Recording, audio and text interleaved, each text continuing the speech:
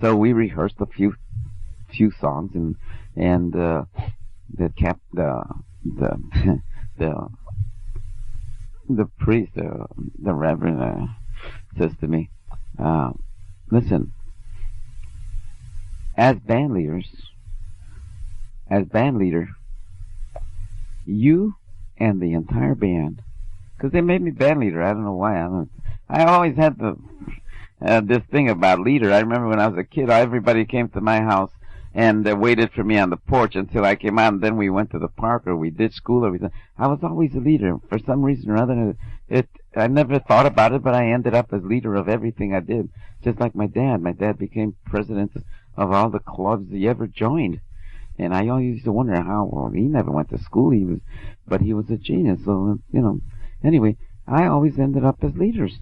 So I didn't understand, but I accepted it. What the hell? I did know more music than some of those guys, and we played for the officers and the nurses and the chaplain. Says, I'm going to arrange it so that you guys get a pass, that you can walk anywhere on the ship, because every group was quarantined to a certain area of the ship, and that was it.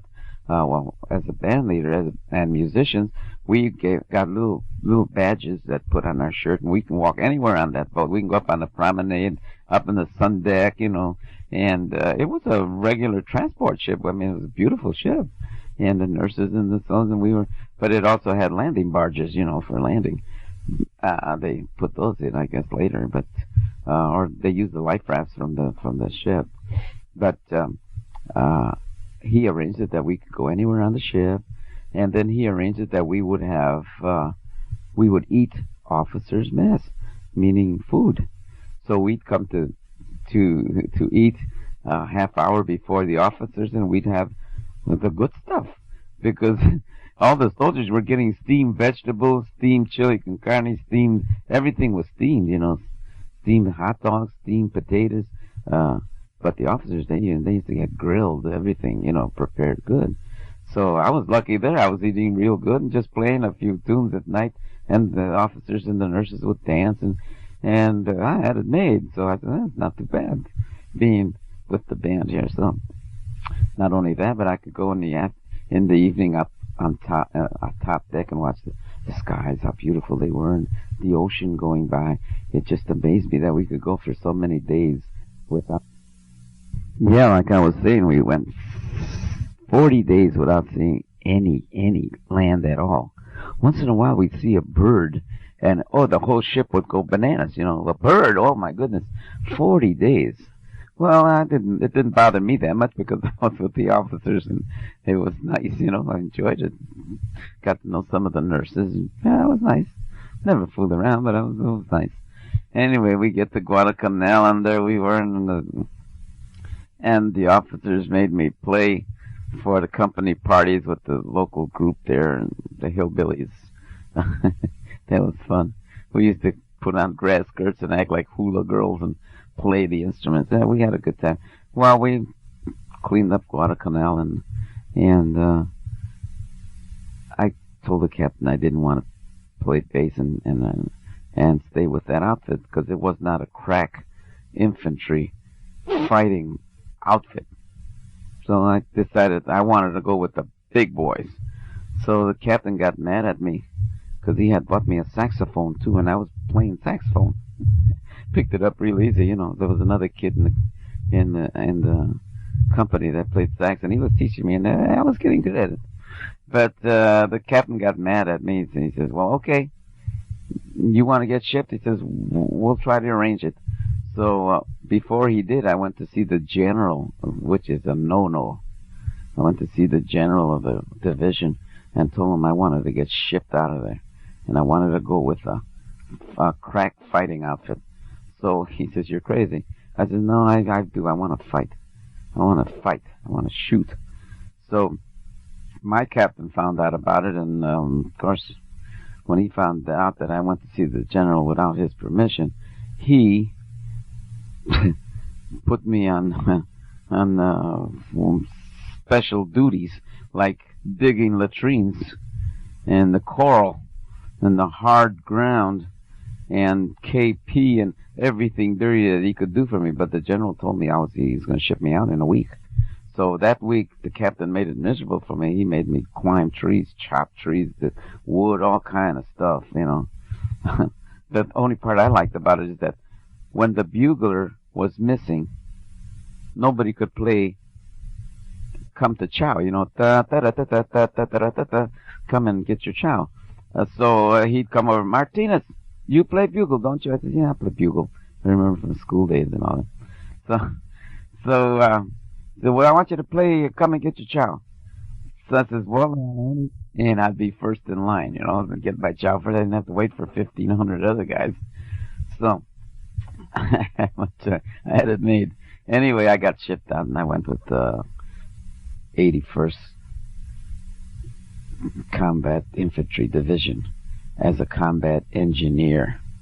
Well, a combat engineer, you know, Jesus, that's bad because you're out in front of the infantry fixing things so they can plow through there.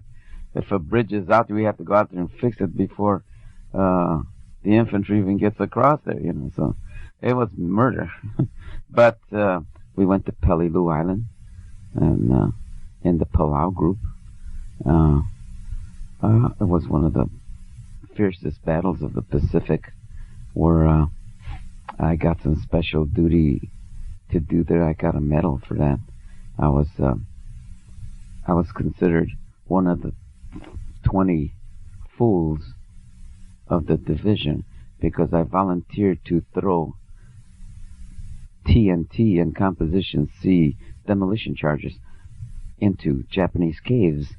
And in order to do that, we had to scale these ridges and lob them in there under fire. That was dangerous. I never thought of danger. I still don't. I don't know why. I'm very cool under fire. In fact, the captain used to say, in combat, Mr. Martinez, you're the best. You're so cool. You're a leader of men. And there I go again with the leader stuff. In training, I don't like it because you're lazy, you don't give a damn, you don't want to do it, and you don't do it. But in combat, you're the best man I could get.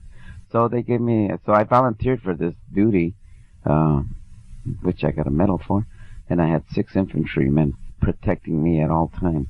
Me with my dynamite on my back, never giving it a thought that stuff could go off and blow me to smithereens, you know. But there I was on it. We ended up winning that battle at Peleliu, and then we went down to New Hebrides down near Australia for a rest. Well, we went down there, and the next thing you know, we were training for another combat mission, and our next mission was Leyte in the Philippines. So, being in the combat engineers, we get shipped from different divisions. We ended up in different divisions, and because we weren't part of the infantry division, we were an attached engineer battalion that went wherever they needed them. So we went off with the 77th Division, the Statue of Liberty Division, all New Yorkers. The 81st was all Los Angeles, Pachucos, and all that thing. Man, I had the fun with those guys. But they were in the engineer battalion too, so you know, so a lot of those Pachuco guys from LA were with me through the whole thing. We went to Leyte in the Philippines along with MacArthur. In fact, we landed before MacArthur. We saw MacArthur hit the shore, you know. But that's besides the point. The point is that I went through the war. You know, from there we went to Okinawa, and from Okinawa we were the first troops into Japan, and we were the very first troops into Japan, which was beautiful. I never realized the respect that the civilians in Japan had for the soldier. The minute we hit shore, we were warned, you know, be careful, you might get poisoned, or they're going to get revenge on you. But contrary to that, they were very friendly. They saluted us. They treated us like heroes. We couldn't understand why. And they had these big gasoline tanks